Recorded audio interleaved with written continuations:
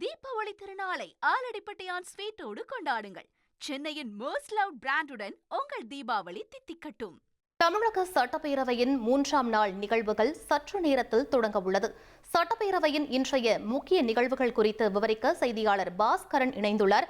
அவரிடம் பேசலாம். பாஸ்கரன், தற்போது அப்பகுதியில் நிலவக்கூடிய சூழல் என்னவாக இருக்கிறது? சரியாக எத்தனை மணிக்கு சட்டப்பேரவை கூடுகிறது?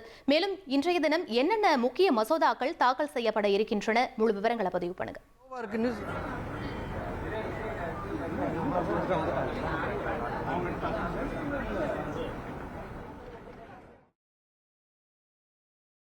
இன்று காலை 9:30 மணிக்கு கூடுகிறது.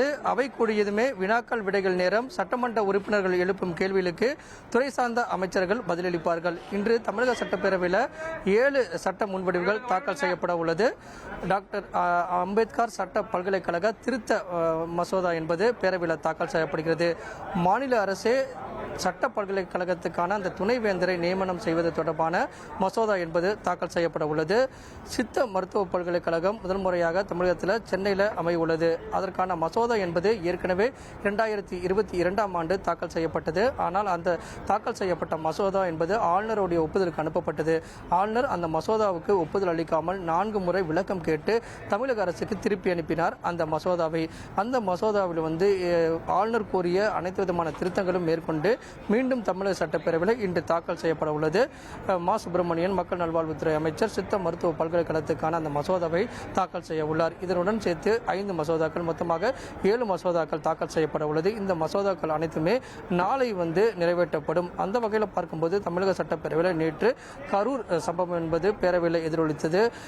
எதிர்க்கட்சித் தலைவர் எழுப்பிய கேள்விகளுக்கும் அதே நேரத்தில் தமிழக அரசு அந்த விவகாரத்தில் எடுக்கப்பட்ட நடவடிக்கைகள் தொடர்பாகவும் தமிழக முதலமைச்சர் பல்வேறு விளக்கங்களை கொடுத்திருந்தார்.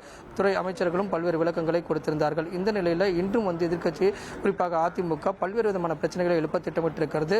கரூர் சம்பவம் போலவே நாமக்கல் கிட்னி திருட்டு சம்பவம், சட்ட ஒழுங்கு உள்ளிட்ட பல்வேறு பிரச்சனைகளையும் எழுப்ப திட்டமிட்டிருக்கிறார்கள். அதே நேரத்தில் அந்த இருமல் மருந்து பிரச்சனை தொடர்பாக தமிழக சட்டப்பேரவையில் எதிர்க்கட்சியான அதிமுக முக்கிய பிரச்சனை எழுப்பும் என்று எதிர்பார்க்கப்படுகிறது. அதற்கு துறை சார்ந்த அமைச்சர்கள் பதிலளிப்பாளர்கள் என்றும் எதிர்பார்க்கப்படுகிறது.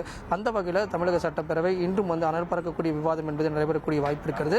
இன்று தாக்கல் செய்யப்படக்கூடிய அனைத்து மசோதாக்களும் நாளை எடுத்து விவாதத்துக்கு எடுத்து அதன் மீது குரல் வாக்கெடுப்பு மூலம் நிறைவேற்றப்படக்கூடிய வாய்ப்புகள் அதிகமாக உள்ளது. விவரங்களுக்கு நன்றி பாஸ்கர். தீபாவளி திருநாளை ஆலடிப்பட்டியான் ஸ்வீட்டோடு கொண்டாடுங்கள். சென்னையின் மோஸ்ட் லவ்ட் பிராண்டுடன் உங்கள் தீபாவளி தித்திக்கட்டும்.